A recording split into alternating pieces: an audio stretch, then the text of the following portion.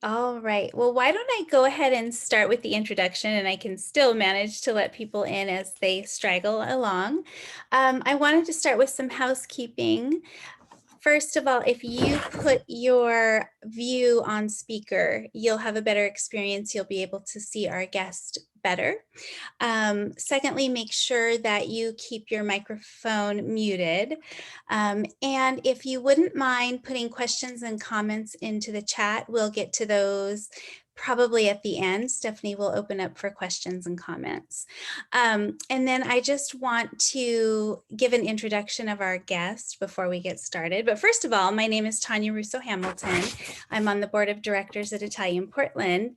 Italian Portland is a nonprofit Italian organization aimed at preserving and celebrating Italian culture with events exactly like this, having Stephanie here this evening. And we are thrilled to have her here.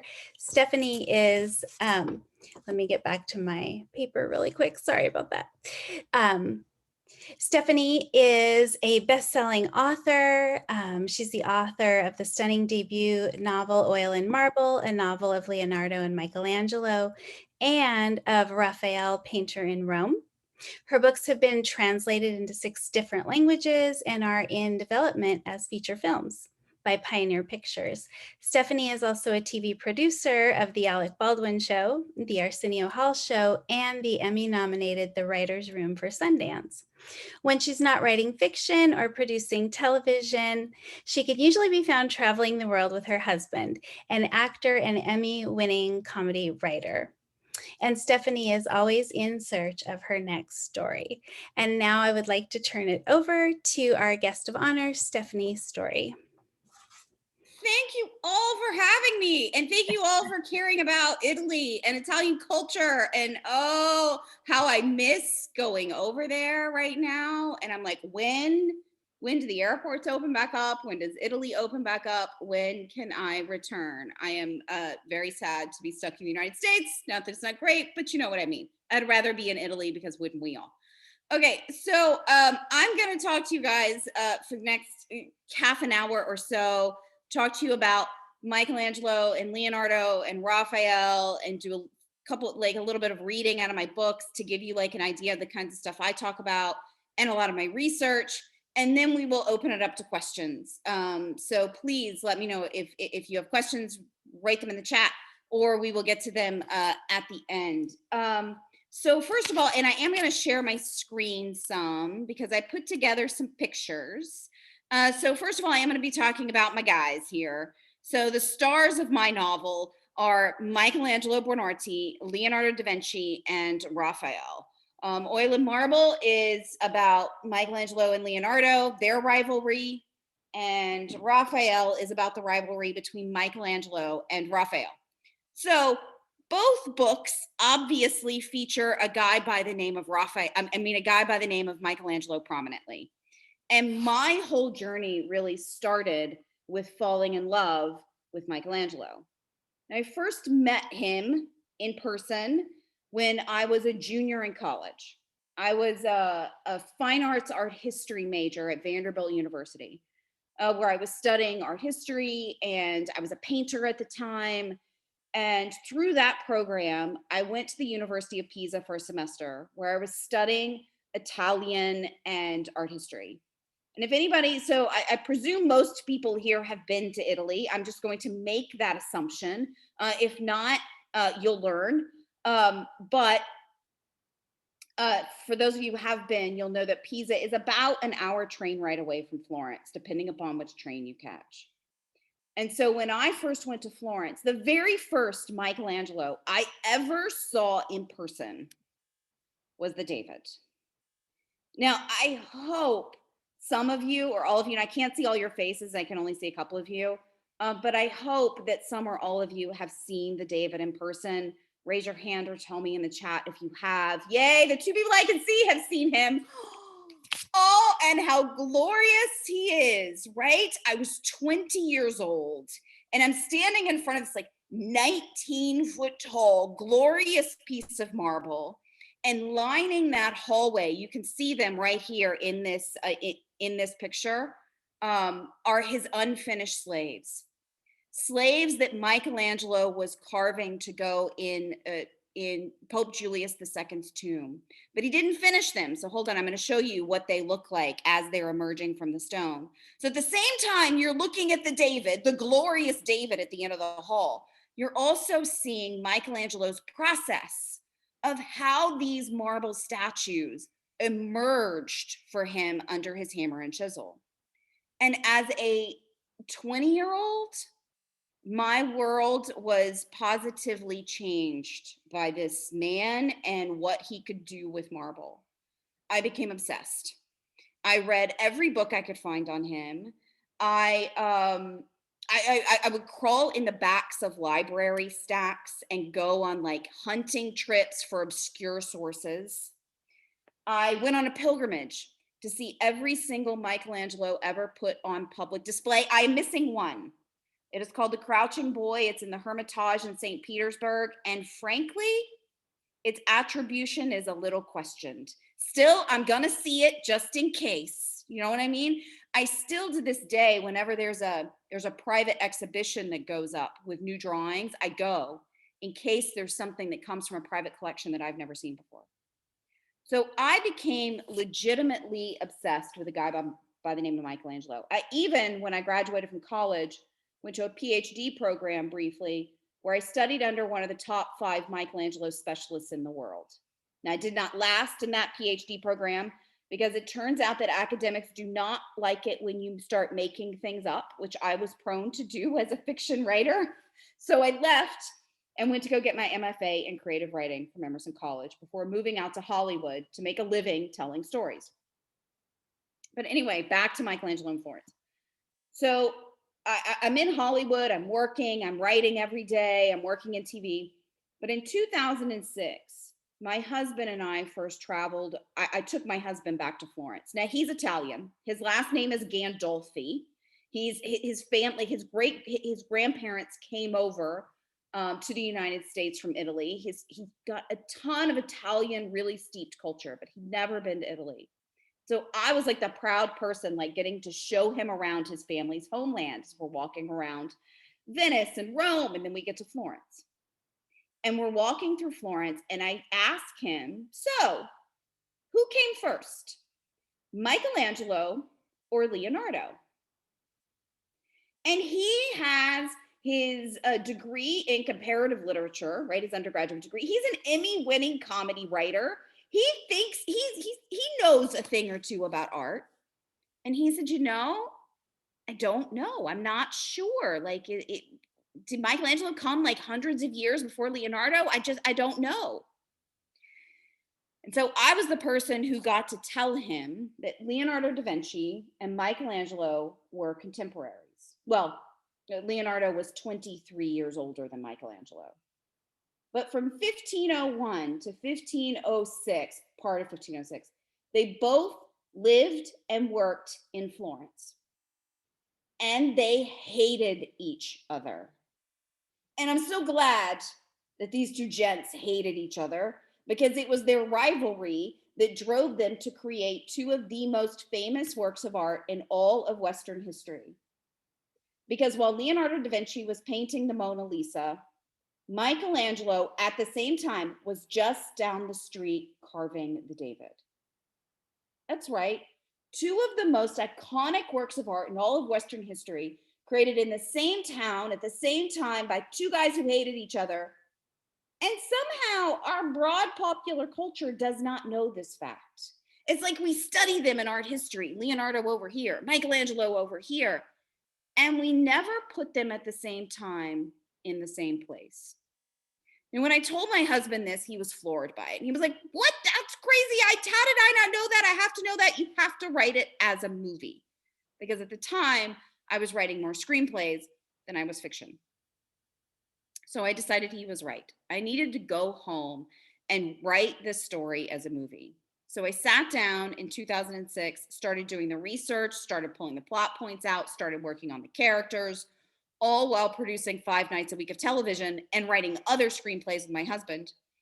And so I start working on the screenplay, and I'm making slow progress until 2011, I have one of those moments where you realize that life is pretty short and it may not last quite as long as you thought it would. And so I was sitting in a hospital room, unfortunately, and thinking, what do I want to do with my life before I die? And I thought, the one thing I really want to do is I want to write this screenplay, not as a screenplay, but as a novel. Because you know what? If I write it a screenplay, then a director's going to come in and a set designer's going to come in and actors, and they're all going to get to put their own spin on it. But if I write it as a novel, the whole thing is going to be my world. So I'm going to write it as a novel. Now, when I sat down to write as a novel, because of my love of Michelangelo, his half of the story and the David half of the story came pretty easily, right? I'd read everything there was to read. I knew everything that I wanted to say about this time period in Michelangelo's life. But Leonardo da Vinci was different. Because if Michelangelo had been my hero my entire life, Leonardo da Vinci was, of course, my enemy. They hated each other, so therefore I hated Leonardo. I couldn't help myself. So I had to really struggle to find Leonardo's story, even though I really wanted to tell the story of both of these works of art. And in the final novel, the chapters do bounce back and forth. Leonardo, Michelangelo, Leonardo, Michelangelo, Leonardo, Michelangelo. But I struggled, so I had to go digging for Leonardo da Vinci. I had to go spend hours and days and months and years in the pages of his notebooks. Now, we're really lucky that Leonardo was such an obsessive note taker, right? So we do have all of these thoughts that he put down in these notebooks. We have his anatomical drawings. We have the way he the way he thought about military equipment. We know what he thought about biology. We have drawings of landscapes. We have drawings of humans. We have everything you could imagine. And I really found Leonardo da Vinci in the pages of his notebooks. So when Oil and Marble begins, it's 1499. Leonardo is at the pinnacle of his career. This is all true, by the way. When I tell you something that's in the novel, it's just also historical fact. I take some liberties with dialogue and things like that, but I hew pretty closely to historical fact, and I will tell you when I am not. So in 1499, Leonardo da Vinci is at the pinnacle of his career. He's, when the novel begins, he's standing in front of the Last Supper as he finishes it. He's already painted the Madonna of the Rocks. He's already painted most of his famous portraits, not the Mona Lisa. And he's been living in Milan for about 20 years. I'm going to read to you a description, the way that I describe Leonardo da Vinci in the opening pages. At 48 years old, the master from Vinci was one of the most famous men on the Italian peninsula. His name had spread to France, Spain, England, and the far-flung land of Turkey.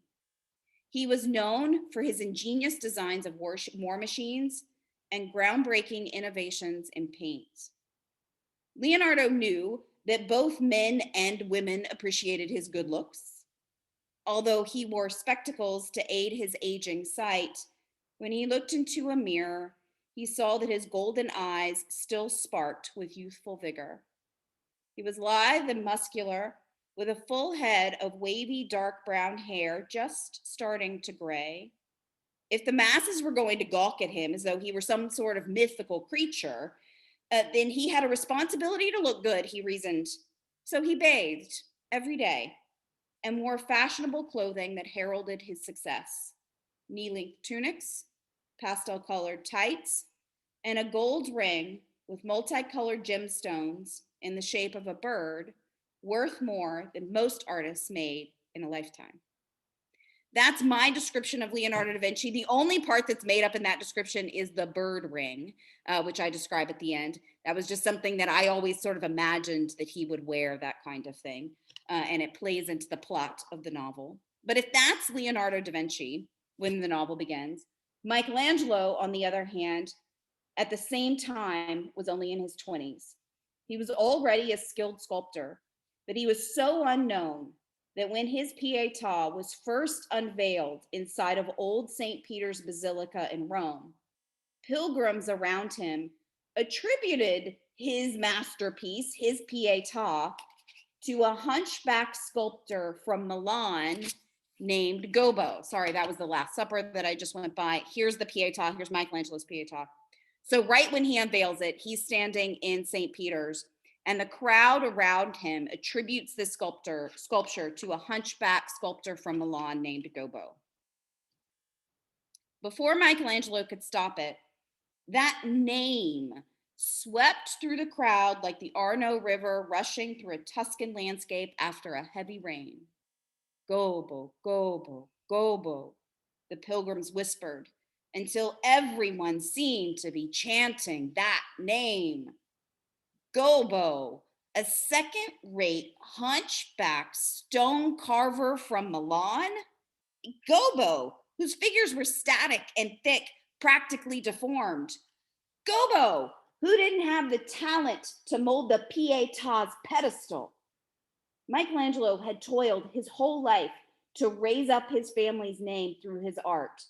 And now those fools were attributing his masterpiece to that lazy, untalented, godless Gobbo. When Michelangelo was still in the womb, his mother had tumbled off her horse and was dragged behind the beast for several minutes. Doctors predicted that the babe inside would not survive, but inexplicably, he'd lived. To celebrate the miraculous birth, his parents had bestowed upon him a unique, divinely inspired name, Michelangelo, one who was protected by the Archangel Michael.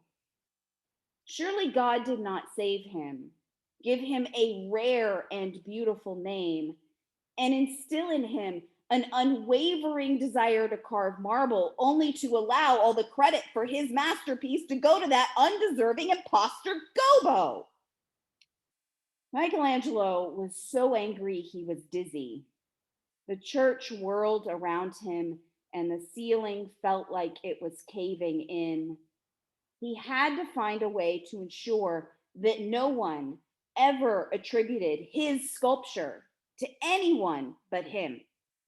But how? Then an idea popped into his head, so perfect that it must have been sent from heaven.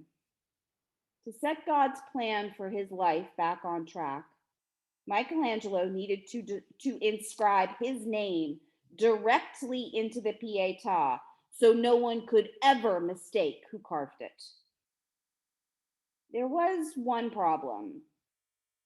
Michelangelo didn't own the Pietà anymore. It belonged to the church. He couldn't simply walk up to it and start hacking into the stone. Someone would stop him, maybe even arrest him. No, to carve his name into the sculpture, he would have to do it late at night when all the worshipers were gone, the doors closed and locked, and the priests fast asleep.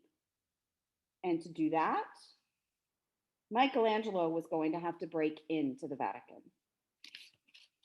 Okay, so the next time you look at the Pietà, or right now, because I'll show you a picture, see the strap across the Madonna's chest. On that strap is written the words, Michelangelos Bonortis Florentine Facibat.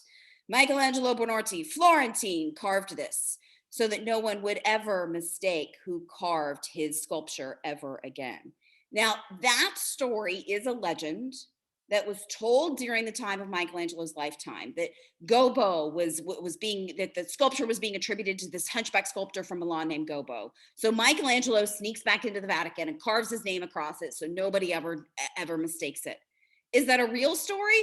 I don't know. It was told during his lifetime. I don't care. I'm a fiction writer. I am using it because it's fabulous. And because it tells you so much about Michelangelo, the human, about how much he cared about his name being known, about getting credit for his work, about his ego. and his extraordinary self-doubt that he did have to carve his own name across the breast of the Virgin Mary in a Pietà sculpture. Extraordinary. So yeah, I'm a fiction writer. I'm going to use it. Okay, so after this opening, both Leonardo and Michelangelo find themselves back in Florence.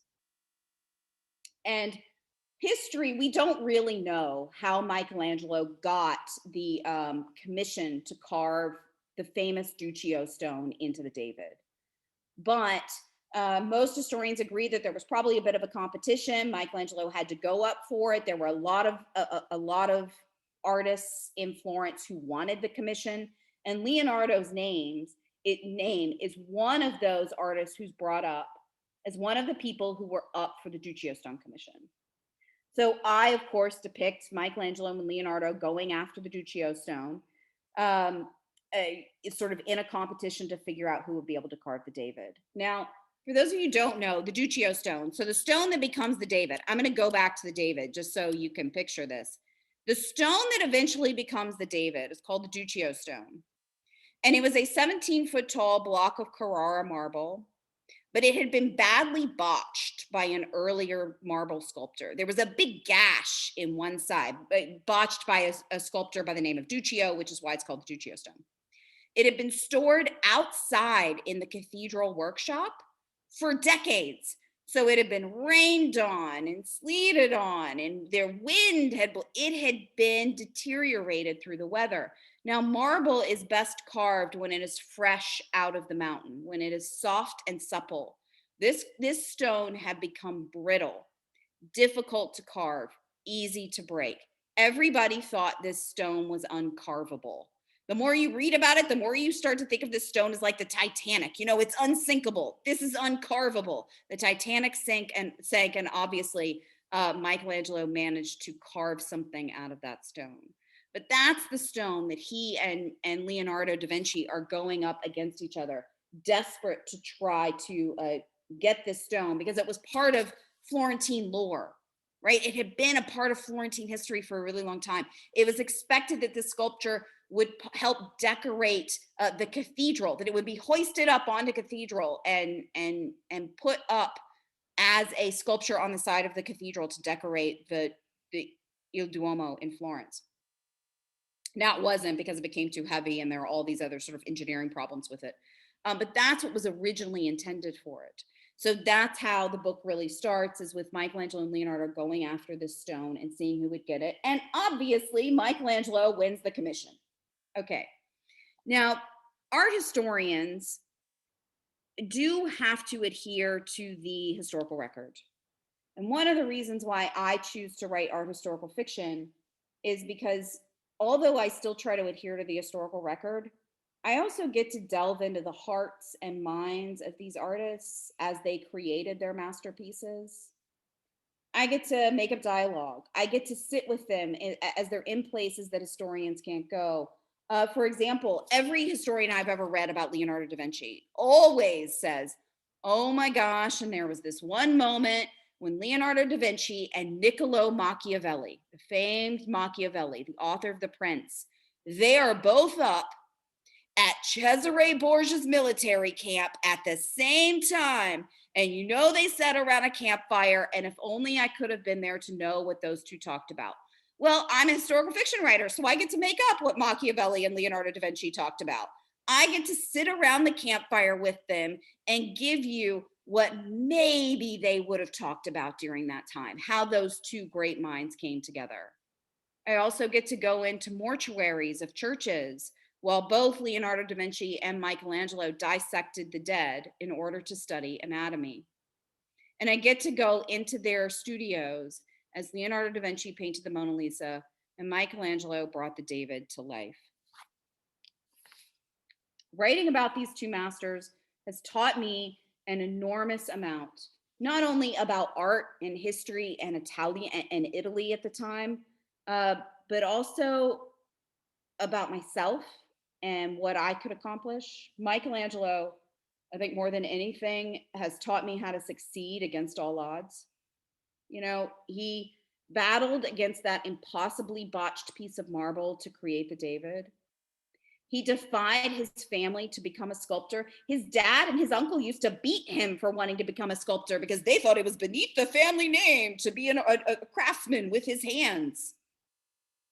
He also had to go up against the most famous artist on the peninsula at the time, Leonardo da Vinci. And he came out of that period with the David, arguably the most magnificent sculpture in all of Western history. So he showed me how to solve problems and remain determined, even when things seem impossible. And above all, Michelangelo taught me how to put my whole heart, mind, and body into what I love. Because Michelangelo was a famous workaholic, right? He would lock himself away in his privacy shed while he was working on the David. He actually put a shed around it. He put walls up around it so no one could see what he was doing. He was paranoid. He didn't want anybody to see his work. And he would work so hard that he would forget to eat, forget to sleep, forget to change his clothes. Sometimes he would go so long without changing his boots. This is a true story. He would go so long without changing his boots that when he finally took those work boots off, his skin came off with his socks. That is how dedicated Michelangelo was to his work. Now, yeah, that's creepy and awful, but it also just makes me love him and make me go, oh my gosh, I want to be that obsessed in my own way. Okay, maybe not to the point that my skin comes off of my shoes, but you know what I'm saying. Leonardo, on the other hand, has taught me how to be more innovative. You know, his mind was definitely one of a kind, and I learned that while studying him. He did take all of this disparate information from various studies. He did study anatomy and biology, painting, military engineering, hydraulics, optics, music, and he combined all of those studies in unique ways. I mean, who else would, you can look through his notebooks, you can see that he would think about the petals of a flower when creating new pieces of architecture. And he would see tree branches in an engineering problem to create a new military machine. He combined knowledge from these fields to invent designs for tanks, scuba gear, spotlights, bicycles, helicopters, hundreds of years before they were finally invented.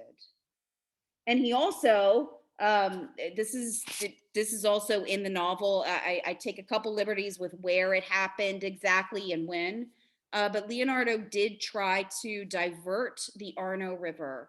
The city of Florence hired the man to change the course of a river in order to try to starve Pisa of its water.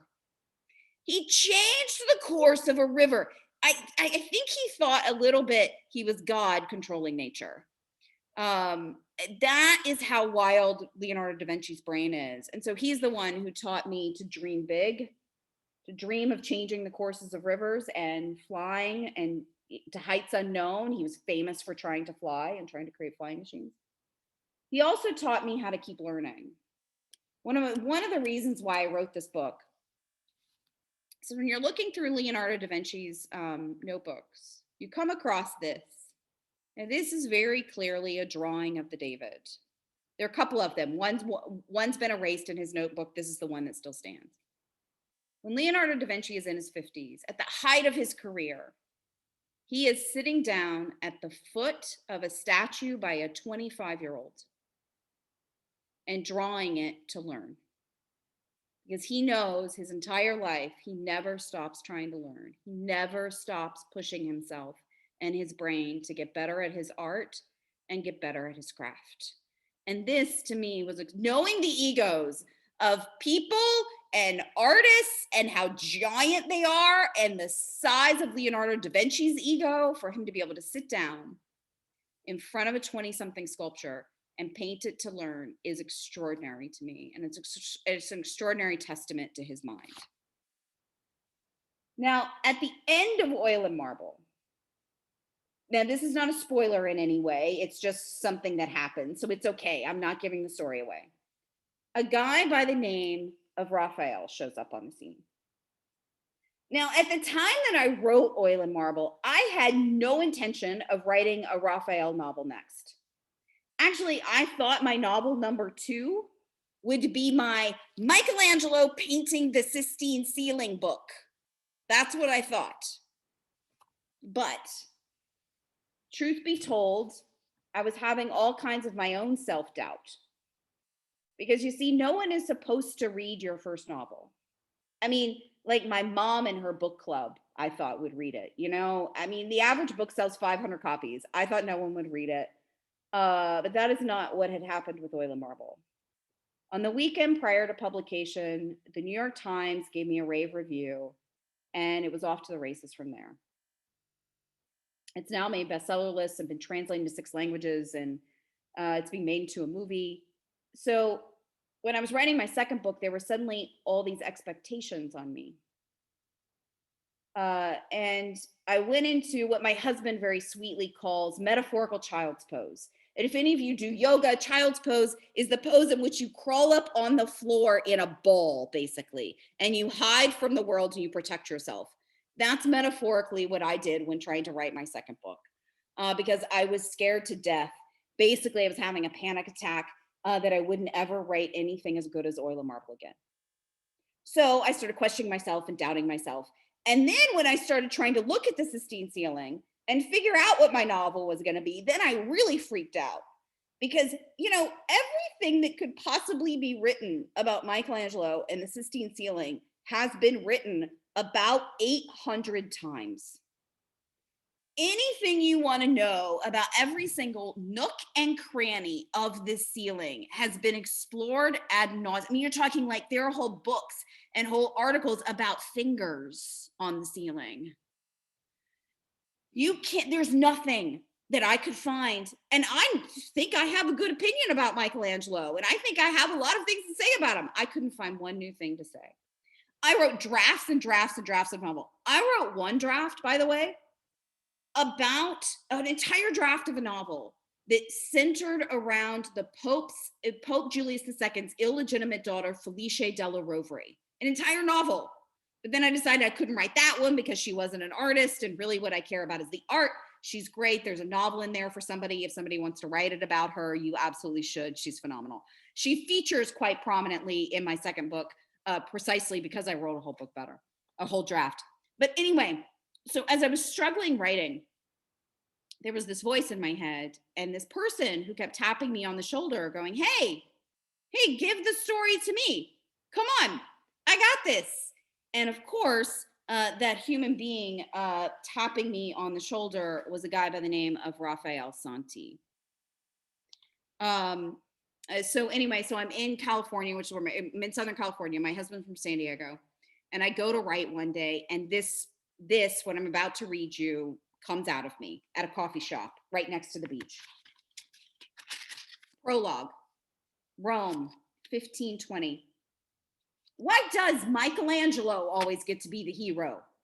A struggling sculptor not trained in the art of fresco, forced by a temperamental pope to abandon his precious marble and paint a wretched ceiling, overcomes agony and obstacles to create a divine masterpiece. Si certo, you're moved by the story. I mean, I'm moved by it.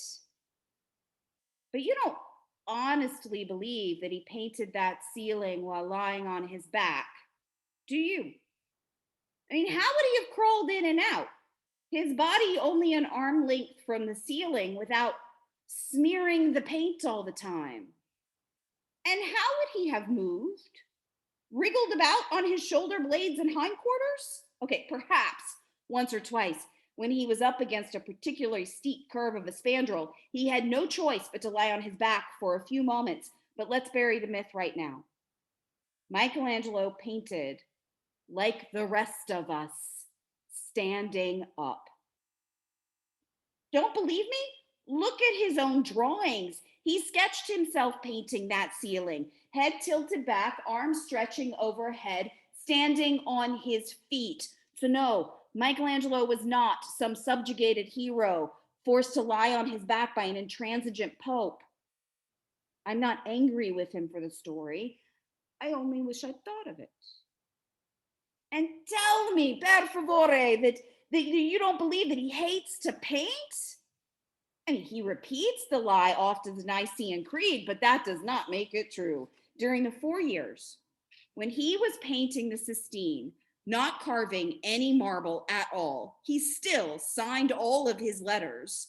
Michelangelo, sculptor in Rome, as though he hates to paint so much that he's incapable of calling himself a painter. But have you ever walked into the Sistine on a quiet Tuesday morning and looked up at those colors? Santa Madonna, those colors. Were you moved to tears too? Now tell me that he could have painted such a thing while hating it. Is that what you tell your children? Find something you hate, force yourself to do it, and echo a masterpiece. I know what people say about me. They say Raphael Santi of Urbino is the ideal courtier. Polite, generous, humble. They say I was born with such happy countenance that nothing ruffles me. They say my good looks reflect the beauty on the inside. They say my talent comes easily. They say everything comes easily. But don't strip me of my humanity because I'm good at playing a part. You do it too, I'll wager. Put on a smile sometimes, even when you're feeling foul. So don't deny me those same basic human talents. In real life, no one could be as generous and loyal and charming as I pretend to be. You imagine me, okay, if you imagine me at all, the way he describes me, don't you? Standing in the background, easy to forget, an easy rival to vanquish. When I look back on those years, I picture the events the way he tells them too. Him in the center, me in the corner. Maria Virginie, that's what I do, isn't it? All he does is make himself out to be the hero of his own story. Can I blame him for that? But why do I insist on making him the hero of mine? How can I expect anyone else to say I'm the greatest painter in history if I can't say so myself? Is there a version where I get to be the hero, or does he end the victor every time? So when I finished that prologue, I knew that's what the second book was going to be. It was going to be letting Raphael find his own version of events where he got to be the hero of that story instead of Michelangelo. Oh, and by the way, if you still don't believe that Michelangelo painted the Sistine ceiling while standing up, there's a picture that Michelangelo drew of himself next to a poem that he wrote about it. Standing on his feet, arms stretched overhead. That is, I guess, God. A very bad cartoon of it. Anyway, this is how Michelangelo represents himself, painting the Sistine. Look, like Oil and Marble, my second novel, Raphael, is also about a great rivalry that birthed great masterpieces. This one also deals with Michelangelo. When Michelangelo was painting the famed Sistine ceiling, Raphael was just down the hall painting the Pope's private apartments with his own masterpieces. Now, Michelangelo despised Raphael for his handsomeness, his charm, his courtly manners. And I didn't blame Michelangelo for that. Because the truth is, even though I've always loved Raphael's art, right? I loved his putti. We all know the putti, right? They're famous. They're on pillowcases and Christmas ornaments. Although most people, I don't think, realize that it comes from a larger altarpiece called the Sistine Madonna. I think that art majors always tell me they love his School of Athens, one of the most perfect paintings in all of history. So yes, we know these things.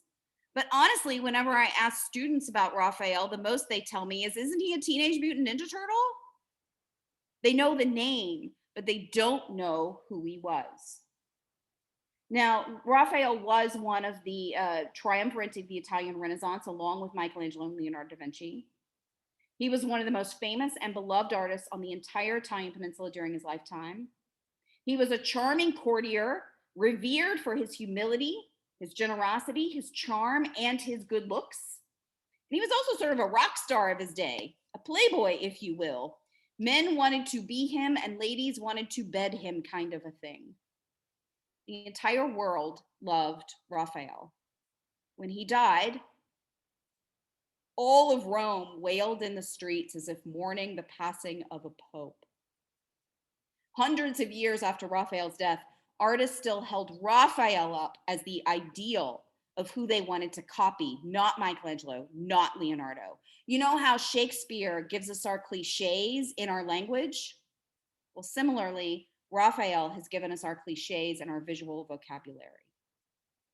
But even though I love and respect Raphael's art, I mean, look at it. It's gorgeous. The Transfiguration over here on the right is one of my favorite paintings in all of history.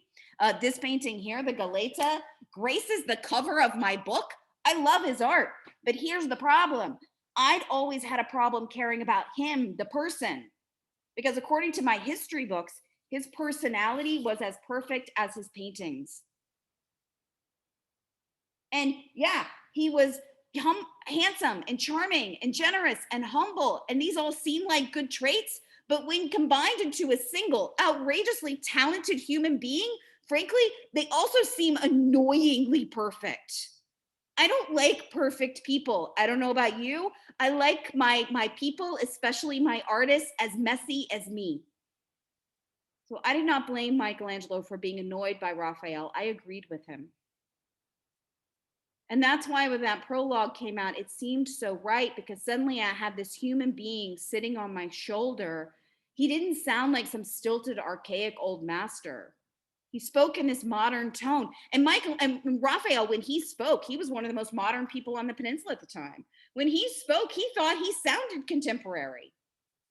And in my head, he was speaking in this casual way, as though he was sitting across a tavern table from me, telling me the story about that time he went head to head against Michelangelo in the halls of the Vatican. And mainly, he was telling me that no one could ever be as perfect as one of his paintings, no matter what history wants us to believe. And I quickly discovered that all of Raphael's desperate perfection was covering up deep flaws and brokenness. He was famously orphaned as a kid. His mom and sister died when he was 8. His dad died when he was 11. He had no immediate family to help him on his way. He lived a short, brilliant, and difficult life in the middle of the war-torn Italian peninsula. We're talking the French army marching up and down, military sieges, plagues, which we all know a little more about these days, unfortunately. And on April 6th, 1520, Raphael died young at the age of 37 years old. Spend a little bit of time in Raphael's drawings, which I did a lot of, because there aren't letters and poetry and deep things to dive into. You pretty much have to dive into his work in order to get to know him. In order to learn about him, I spent a lot of time with his drawings, and what I found is that his work doesn't look annoyingly perfect.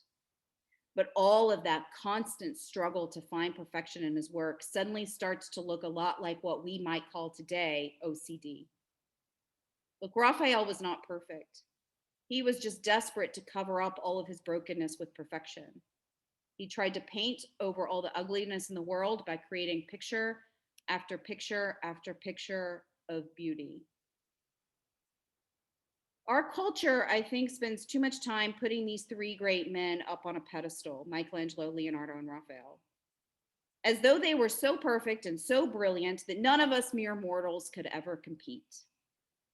But that's not true, and that's why I write what I write, to take these masters off their pedestals and introduce you to the real men who struggled to create their art. They're no different than you and me. And I hope that today or tonight and my pages of my novel, you'll meet real humans who will inspire you to create masterpieces of your own. I got carried away, as typically happens, and I rambled about stuff because I get carried away in this stuff because I love it. So I went a full 45 minutes. So now we have whatever we have for questions. If anybody has any, happy to answer them. That's my crazy ramble.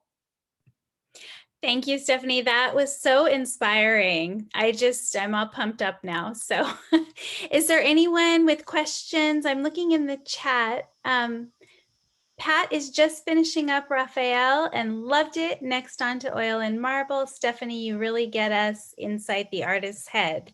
Oh, no, wait, I have to say something about that. Okay. Oh, look, Patricia, hi, you have Raphael. Look, he's pretty. I just finished it, and you know, I have read books and books about figures in the Italian Renaissance, and this one was so unique. As you said, you get inside the artist's head. You just don't get a catalog of their life, and you know, everybody, you have to read it. And of course, this is what's going to come up next for me. They're wonderful, Stephanie. Thank you. Patricia, or is it Pat or Patricia? Pat is fine. Pat, you're gonna have to tell me, or reach out via my website and tell me how it is to read them back, because so many of my fans read Oil and Marble first because it was my first one, right? Right. And it comes chronologically, technically, that's the earlier time period. So I'm so interested to hear from people who read them the other way around, because okay, I promise I will do that. I will do that. The internet and let me know. Yeah, I sure will. I loved Raphael. I just loved it. Thank you. I loved writing that, so thank you. I loved writing him. He lived in my head and my heart, so thank you. There's a question: my book's been translated into Italian. No, they've been translated into, hold on, let's see if I can get this. Spanish, Portuguese, Slovakian, Czech, Turkish, and Russian. No Italian yet. Frankly, I am not that surprised. We all know the Italians love their culture, and I understand that the American chick writing about Michelangelo and Leonardo might take some time for them to warm to.